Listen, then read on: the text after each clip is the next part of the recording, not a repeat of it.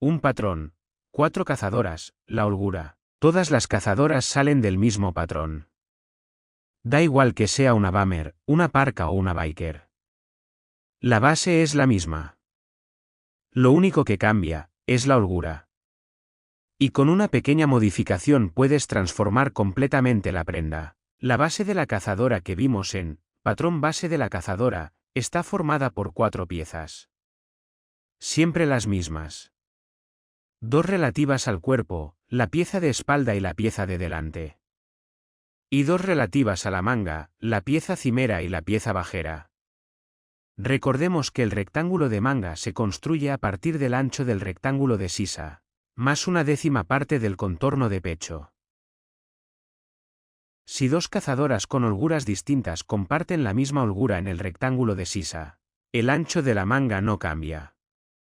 Las mangas, en ese caso, son comunes. Tal y como vimos en el post de tipos de cazadora, cada modelo utiliza una holgura concreta, o un rango de holguras. La tabla completa la tienes en Cazadoras. Clasificación y lógica de patronaje. Definimos 4 niveles. Estrecha, normal, ancha y muy ancha. A cada uno le asignamos un número. 1 para la más ajustada. 2 para la normal. 3 para la ancha. Y 4 para la muy ancha.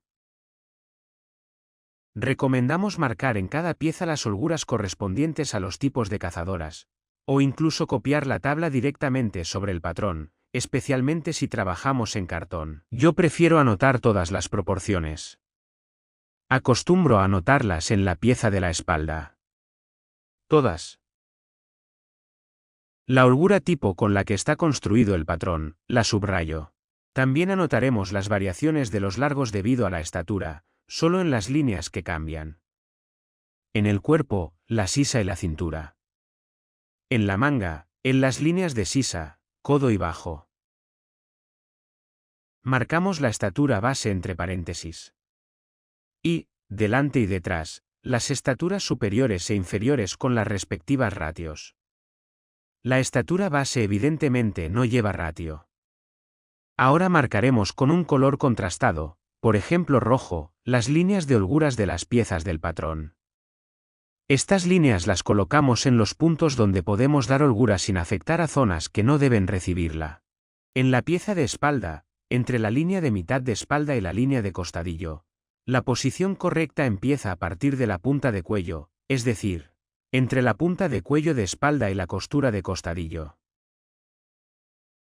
Si colocamos esta línea entre la línea de espalda y la punta de cuello, al dar la holgura ensancharíamos el cuello, y eso no nos interesa, porque el ancho de cuello no depende de la holgura de la pieza de espalda. Otra línea de corte la situamos en la pieza de espalda entre la línea de costadillo y la línea lateral. En esta segunda línea damos solo la mitad de la holgura del ancho del rectángulo de sisa, porque en el patrón base el rectángulo está dividido en 2 partes iguales. En la pieza del delantero colocamos 2 líneas de holgura, una en la sisa, entre la costura lateral y la línea de avance de costadillo, y otra entre la línea de avance de costadillo y la punta del escote delantero. En la manga no colocamos ninguna línea de holgura, porque las variaciones se realizan a ambos lados. Podemos cortar los patrones por las líneas de holgura o no cortarlos. Si los cortamos desplazaremos una de las partes de la pieza cortada horizontalmente dejando el espacio requerido. Si no las cortamos trazaremos la parte a la derecha de la línea de holgura, desplazaremos la línea del valor requerido y seguiremos trazando la parte izquierda de la pieza. Yo prefiero no cortar. Ahora vamos a ver 3 ejemplos. El primero afecta solo a las piezas del cuerpo y únicamente a las holguras. El segundo afecta a todas las piezas, pero solo a las holguras. Y el tercero afecta a todas las piezas y también a la estatura.